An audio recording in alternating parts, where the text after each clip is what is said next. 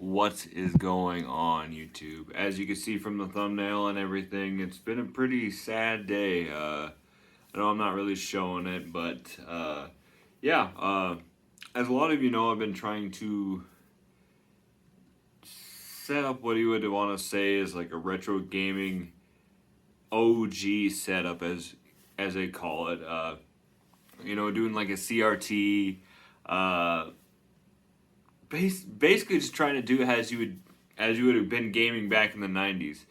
And over the past few months, I've been really just struggling to find tube TVs and everything that are associated with that generation. The first CRT I found was great. It was huge. It literally took almost two people to carry it down here. And yeah, I went to all hook it up. Hooked up my NES and everything. And there was no sound, absolutely no sound at all. All that work and everything associated with that, and no sound at all. I did have a little fun with it for a little bit with the zapper, because that was originally one of the big things I wanted to do was to get a system that I could actually use a zapper on, a TV set up that way. Well, that didn't work. Well, my other buddy reached out to me and he's like, "Hey, I found the exact same TV almost from some other buddy, and would you be interested in it?" And I said yes, because I was trying to get this setup going. So now I had one huge TV busted down here. Well, not really busted, but it didn't have any sound. And I brought that other one here, got that one all hooked up, and oh, long and behold, it had sound, but the top corners of the TV was all like fuzzy, discolored, and then it wasn't doing it, man. So as you've seen from the thumbnail, they're both on the curb right now, and I'm just kind of sitting here reevaluating the situation and thinking, do I really need this? I know my wife doesn't think I do. Sorry about that. But yeah, my wife. So do you really need these big old TVs? Because these were, like you can see, these were not these small ones. These were the huge honking ones. And I got to talking with one of the guys that I got the one from, and how that career of TV repairman has totally been gone. Nowadays, it is so much cheaper just to go out and buy a brand new TV than it is to get your old TV repaired, unless, of course, you have a warranty on it. And the segue of this video is kind of going to start moving more towards gatekeeping in the community, specifically the retro gaming community itself. Now, I know you're all saying, this kind of video is just kind of jumping from one thing to the other, and how is this related? Well, originally when I started doing some videos about emulation and streaming games and talking about stuff like that, I hit a lot of mixed nerves with some people. You had, obviously the people that supported emulation, and then you had the people that were all die-hard physical fans, and then you had this other community. These were the guys that were like, I don't know, but they have like the complete setups. They have I think it's called the SCAT cables and stuff like that. Just a whole nother breed of gamer. And when I was talking to some of these people, I just was trying to get their opinions on everything. And as of now, I am kind of sitting in the middle of all this. I'm obviously not as diehard as those people that are, if one pixel's off on their gaming, it ruins the whole experience for them and they can't even play the game. But I'm sitting there playing emulated games. I'm sitting there playing physical media games, and it's just kind of cool. I mean that's kind of how the generation is nowadays. Like, look at me right now. I'm playing Elden Ring, and I want to play the DLC for Elden Ring, but it's only specifically available, as of right now through DLC download. So you can only play, Shadow of the Erdtree by download. So it's like a complete, intertwining way of technology to kind of do that. So yes, I have the physical version over here, but all the extra stuff is actually digitally downloaded. And a lot of you are going to say, well, it's been like that ever since the 360 and everything. And yes, it's true, where a lot of times, you bought games and then you didn't buy the full game. You had to purchase, the downloadable hidden stuff separately. But it's kind of cool to see some of that nowadays. I'm kind of surprised at how I've kind of evolved as a gamer itself. The collector in me is saying, no digital stuff. I'd rather have Shadow of Erdtree on a cool little steel book just to display down my game room and to have physically. But the gamer inside me is also saying that, this is convenient, this is nice. Um, Especially when you have a huge game like Elden Ring where you already almost put 80, 90, 100 hours in it and you haven't even scratched the surface. And then on top of that, they release a, God, I think some guys, 20, 30, whatever hours into this at least. And that's just, like I said, scratching the surface, just having fun with it. But I've been having people tell me too that the only way that they'll play games is on original stuff. So like, sorry, that was kind of bugging me.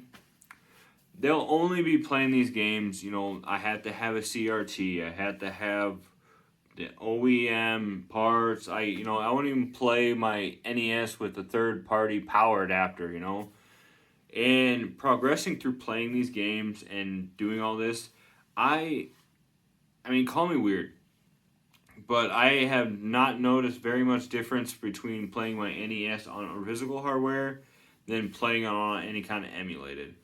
I know that 8-bit is not as insane as, systems like Dreamcast, PSP, and stuff like that. But I do know that if you do not have it set up right, though, your time latency and everything is off. So jumping and stuff is crazy. I have emulated before where I was trying to play Mario, and even the slightest second, like split seconds of timing issues, ruined the game completely for me. Now, on a visual aspect, I really don't, that stuff doesn't bother me that much. I mean, I'm not going to sit here and tell you that I need scan lines, and I need to see every little pixel, that it needs to be completely glossed over, or it needs to be, yeah. I do follow a couple channels. I know, I think it's, let's see here, Retro Crisis. He does a lot of videos showing the difference between some programs and everything. Excuse me. And it's interesting to see that. It's crazy. But I'm not gonna let it ruin the experience of gaming itself for me. And even like, I've watched streams of people playing on original hardware, and it's really cool. Koi Fish, a gaming guy, he did a lot of times he has a couple cameras set up during his stream, so you can see not only the screen he's playing on, you can see him himself in the room, and you can even see another angle of the room of him. It's really cool. I wish I could get a setup like that going. But yeah, the gatekeeping, I just don't get it. Like, and it's one thing, if you want to do that yourself, it's fine. But having the nerve sometimes to come onto YouTube and tell other people that's how they should be gaming, it's really insane that people would go out of their way to do that.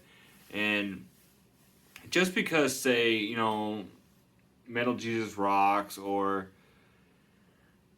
I don't know, it's got the walls and stuff, or playing it this way, that you have to do it that way, is just a joke, guys. I could tell you right now, people like Metal Jesus Rocks and them, I don't even think they play video games anymore. They're so busy forcing content out or making these videos and stuff like that. I wonder sometimes if they even play. But who knows? That's just my opinion on it. As much stuff as they're into, and conventions and going around, who knows if they even game anymore. So they're telling you, you can't play this unless you're playing it on this new thing. If it's some kind of specific product, they're more than likely sponsored by that product, and they're pushing it onto you. Now, I know I fell for this one time with Metal Jesus Rocks, and granted, it's really cool. I'm not going to say this is not really cool to have, but he was endorsing these console dust covers. And I fell in the loop of it. I got it. I got a couple. I actually have my my original Nintendo and Sega Genesis with these on there, so they're actually not bad to have. But we watch these channels sometimes, and we get really influenced by them, and that was one of the things that was kind of influenced by me. Now, and that's not to say that if he came up here and said that you need to get these SCART cables because it's the only way to play these games, but you can only buy it from this company, and it makes it so that the pixels are this much detailed. I'm not gonna do that. I just want to play the games, and like my RetroPie, I have a few thousand games on that, and people are gonna, like I said, I even had people complain about that. They're like, "Oh no, no, no! You better go buy that game." I'm sorry, dudes, but I'm not gonna go somewhere and drop $300+ on Earthbound. Maybe down the road it'd be cool to have it just for just to own it or something like that. Same with Chrono Trigger. Now I actually really love Chrono Trigger, and that would actually be a game that down the road I would drop a couple $100 for if I have it. But not if it's gonna mess with family finances or something that could be done in my house. No way am I gonna do it other than that. But it would be cool to have. But I'm trying to be within my financial means, and like I said, it doesn't really affect the gaming that much. Now I played Earthbound on the Super Nintendo Classic, and I played it on an actual Nintendo before. Super Nintendo back in the day, and there was no difference between it. It was still fun.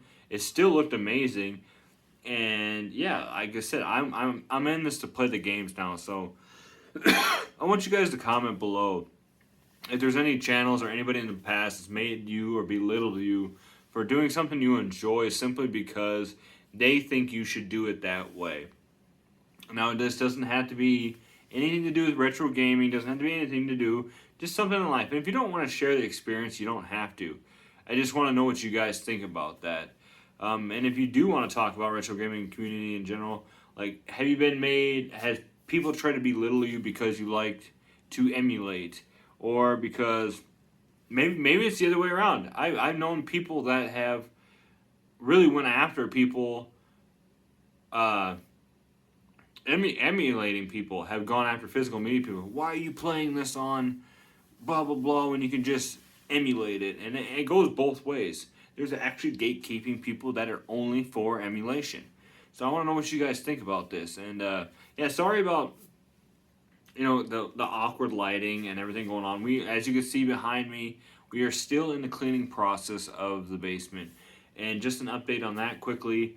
It is dry down here, so I have been approved of cleaning and hopefully starting to bring some more stuff down here. So pretty soon here, I won't have to record on my phone. I should have my computer set back up, and then with that, I'll be able to edit and stuff like that. Because all these videos you guys noticed really have been really raw and unedited.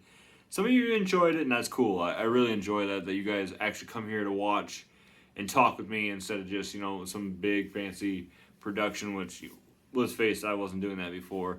But I'm doing good, guys. The game room will be back. My setup will be up here soon. I plan to maybe move some stuff around, but you'll still see the familiar, like I said, the black shelves and stuff coming in the background. I think if you see it, you can see over there. And well, we'll get back to some ordinary stuff. But with that being said, thank you guys so much for watching, as always. The last few videos have had a great response, and it's been very awesome coming back from the break and getting the support from all of you. So with that being said, as always, stay retro, my friends, and I will see you in the next video, guys. Have a great week.